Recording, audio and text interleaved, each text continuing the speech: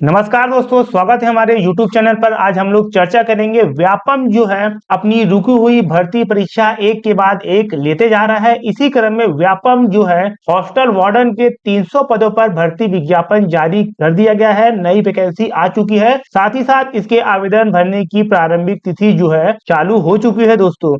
तो आज हम लोग इस वीडियो में इसके बारे में विस्तार से चर्चा करेंगे कि इसकी सैलरी क्या होगी, शैक्षणिक योग्यता क्या मांगी गई है, सिलेबस क्या होगा, कौन से अभ्यर्थी इस पद हेतु आवेदन कर सकते हैं, छत्तीसगढ़ राज्य के निवासी तथा छत्तीसगढ़ राज्य के बाहर के अभ्यर्थी इस पद हेतु क्या आवेदन कर सकते हैं। इन सभी चीजों के बारे में आज हम लोग इस वीडियो में विस्तार से चर्चा करेंगे दोस्तों। वीडियो स्टार्ट करने से पहले अगर आप लोग हमारे YouTube चैनल पर नए हैं तो प्लीज सब्सक्राइब जरूर कीजिएगा।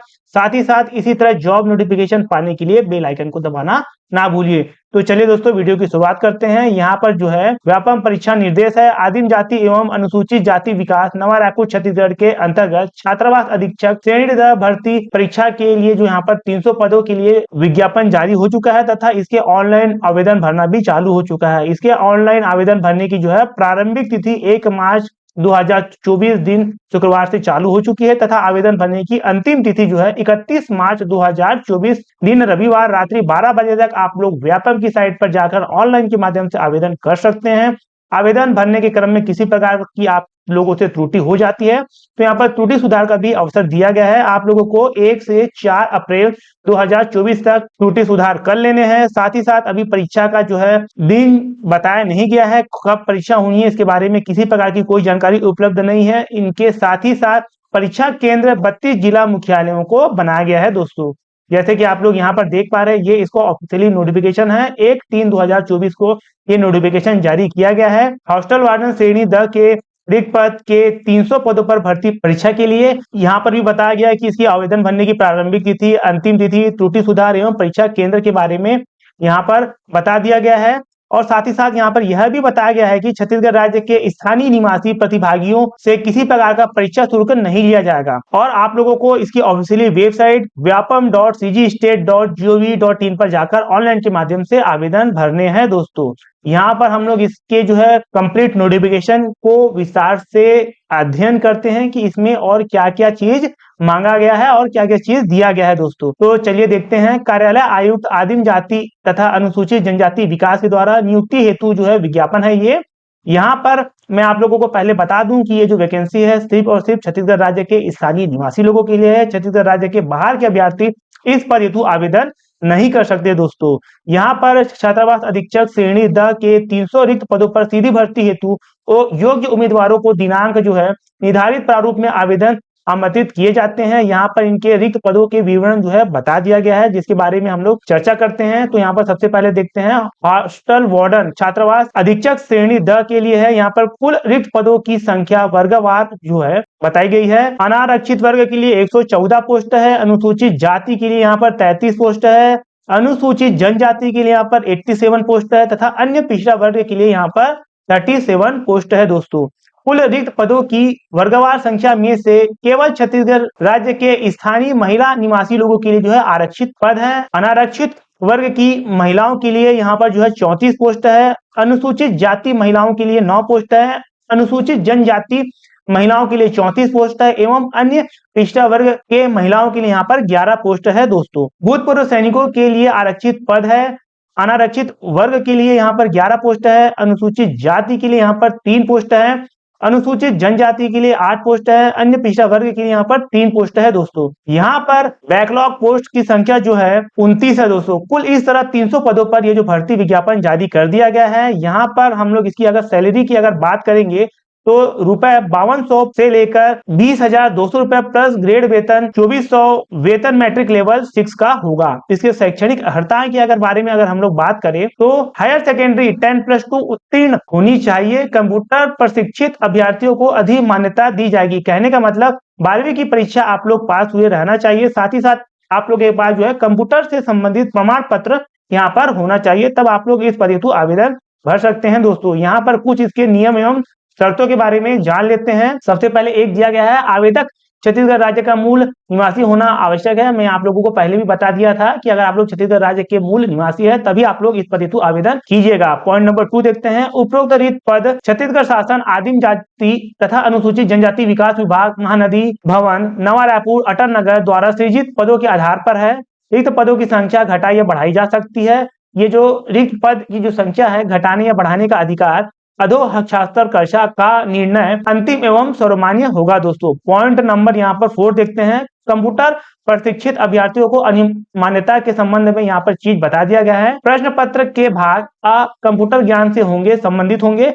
30 अंकों के 30 प्रश्न यहाँ पर पूछे जाएंगे। ये जो 30 प्रश्न है इनमें से जो है आप लोगों के 15 प्रश्न सही होने चाहिए। यहाँ पर कहने का मतलब 50% अंक प्राप्त करना अनिवार्य होगा। इनमें अर्हता प्राप्त करने वाले अभ्यर्थियों का ही प्रश्न पत्र भाग ब का मूल्यांकन कर आ और बा के आधार पर मेरिट सूची जारी की जाएगी। कहने का मतलब दोस्तों भाग 1 में 30 प्रश्न आप लोगों से पूछे जाएंगे। इस 30 प्रश्नों में से आप लोगों के अगर 50% अंक आप लोग प्राप्त कर लेते हैं, कहने का मतलब 15 अंक अगर आप लोग प्राप्त कर लेते हैं तो आप लोग जो है अगले भाग भ के लिए जो है एलिजिबल हो जाएंगे। तब आपका जो है भाग ब का पेपर चेक किया जाएगा, अदरवाइज चेक नहीं किया जाएगा। और अगर आप लोग भाग आ और भाग बा दोनों पास कर लेते हैं जिनके आधार पर यहाँ पर मेरिट सूची जारी की जाएगी। यहाँ पर पॉइंट 4 बहुत ही ज्यादा महत्वपूर्ण है, इस बात का आप लोग विशेष ध्यान रखिएगा। पॉइंट नंबर 5 देखते हैं। उपरोक्त पद पर चयन हेतु अनुसूचित जाति, जनजाति तथा अन्य पिछड़ा वर्ग के उम्मीदवारों के अनुभागीय अधिकारी राजस्व द्वारा स्थानीय जाति प्रमाण पत्र प्रस्तुत करना अनिवार्य होगा दोस्तों। पॉइंट नंबर 6 देखते हैं। आवेदन करने की तिथि को आवेदक के समस्त आवश्यक प्रमाण पत्र जीवित वैध होने चाहिए। आवेदन भरने के संबंध में आवश्यक सावधानी बरते। बाद में अभ्यर्थियों के द्वारा तिथि, विषय, वर्ग इत्यादि में परिवर्तन नहीं होगा। कहने का मतलब अगर आप लोग इस पद हेतु एलिजिबल है और आप लोग आवेदन करते हैं तो बहुत ही सावधानी पूर्वक आवेदन करें। गलती की गुंजाइश आप लोग बहुत ही कम कीजिएगा दोस्तों। पॉइंट नंबर 7 देखते हैं। आयु सीमा जो है 1/1/2023 को न्यूनतम 21 वर्ष तथा अधिकतम आयु राज्य शासन द्वारा समय समय पर जारी निर्देशों के अनुसार रहेगी। यहाँ पर मैक्सिमम आयु कितनी है ये नहीं बताया गया है, बस ये बता दिया गया है कि राज्य शासन द्वारा समय समय पर जारी निर्देशों के प्रावधानों के अनुसार होगी। कहने का मतलब 45 वर्ष तक के अभ्यर्थी इस पद हेतु आवेदन कर सकते हैं दोस्तों।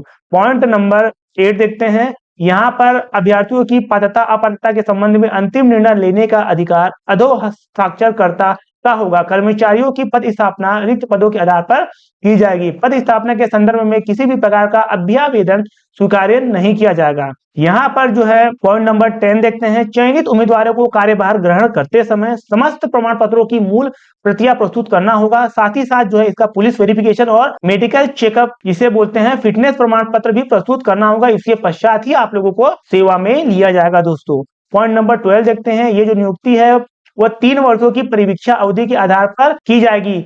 आप लोगों को मैं बता दूं अभी कुछ दिनों पहले ही यहाँ पर परिवीक्षा अवधि को समाप्त करने के संबंध में महत्वपूर्ण नोटिफिकेशन जारी किया गया था, जिसका लाभ यहाँ पर दिया जाएगा दोस्तों। पॉइंट नंबर 13 देखते हैं। आवेदन प्रस्तुत करने की जो है अंतिम तिथि तक निर्धारित सभी योग्यताएं पूर्ण होना चाहिए। उसके पश्चात प्राप्त की गई कोई भी योग्यता मान्य नहीं की जाएगी दोस्तों। आप लोगों को आवेदन इसकी ऑफिशियली वेबसाइट www.vyapam.cgstate.gov.in पर जाकर आप लोगों को करना है। आगे बढ़ते हैं दोस्तों। इसी क्रम में मैं आप लोगों को इसके सिलेबस के बारे में बात करता हूँ, सिलेबस को बताता हूँ दोस्तों।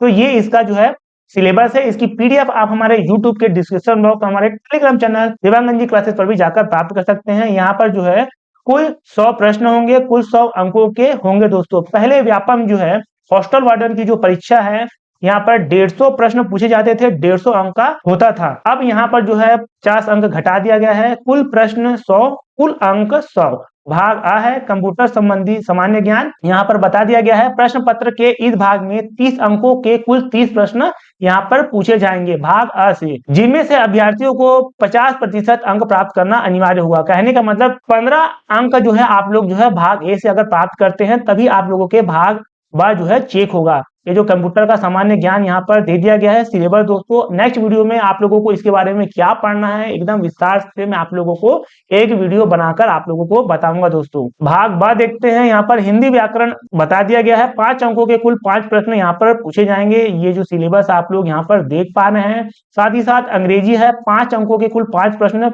पूछे जाएंगे। यहाँ पर यूनिट 1 में इंग्लिश ग्रामर, यूनिट 2 में ट्रांसफॉर्मेशन ऑफ द सेंटेंस तथा यूनिट 3 में वोकेबुलरी है दोस्तों। यहाँ पर गणित है, 25 अंकों के 25 प्रश्न यहाँ पर पूछे जाएंगे।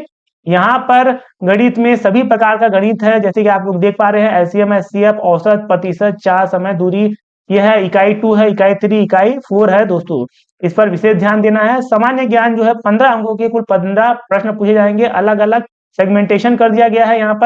यहाँ पर संविधान से 2 अंक के प्रश्न पूछे जाएंगे, भारत का इतिहास से 2 अंकों के प्रश्न पूछे जाएंगे, भूगोल से यहाँ पर 2 अंकों के प्रश्न पूछे जाएंगे। यहाँ पर जो भूगोल है विश्व का भूगोल नहीं है, सिर्फ भारत का भूगोल, साथ ही साथ जो है छत्तीसगढ़ का भौगोलिक पर्यावरण भी यहाँ पर पूछा जाएगा दोस्तों। यहाँ पर पॉइंट नंबर 4 है, भारत की अर्थव्यवस्था से भी 2 अंक है, सामान्य विज्ञान से 3 अंक है, खेल और शिक्षा से 4 अंक है दोस्तों। यहाँ पर इसी क्रम में हम लोग आगे बढ़ते हैं। समसामयिकी, घटनाक्रम, खेल कूद एवं देश विदेश से संबंधित जो है 5 अंकों के कुल 5 प्रश्न पूछे जाएंगे। समसामयिकी को ही यहाँ पर करंट अफेयर कहा जाता है। छत्तीसगढ़ की सामान्य जानकारी आप लोगों से पूछी जाएगी, 5 अंकों के कुल 5 प्रश्न पूछे जाएंगे। छत्तीसगढ़ के इतिहास की सामान्य जानकारी, संक्षिप्त राजनैतिक घटनाक्रम एवं महत्वपूर्ण व्यक्तित्व के बारे में पूछा जाएगा। और सबसे लास्ट जो है बाल मनोविज्ञान के 10 अंकों के कुल 10 प्रश्न पूछे जाएंगे। नेक्स्ट वीडियो में इनके सिलेबस में क्या क्या पढ़ना है मैं आप लोगों को विस्तार से बताऊंगा दोस्तों। आप लोग जो है इसकी किताब मार्केट पे आ चुकी है, फटाफट आप लोग किताब लेके इसके जो है बेसिक टॉपिक को आप लोग जो है पढ़ सकते हैं। तो दोस्तों आज के लिए इतना ही। यह वीडियो कैसी लगी आप हमें कमेंट कर जरूर बताइएगा। इस वीडियो को लास्ट तक देखने के लिए आप लोगों का बहुत बहुत शुक्रिया, धन्यवाद।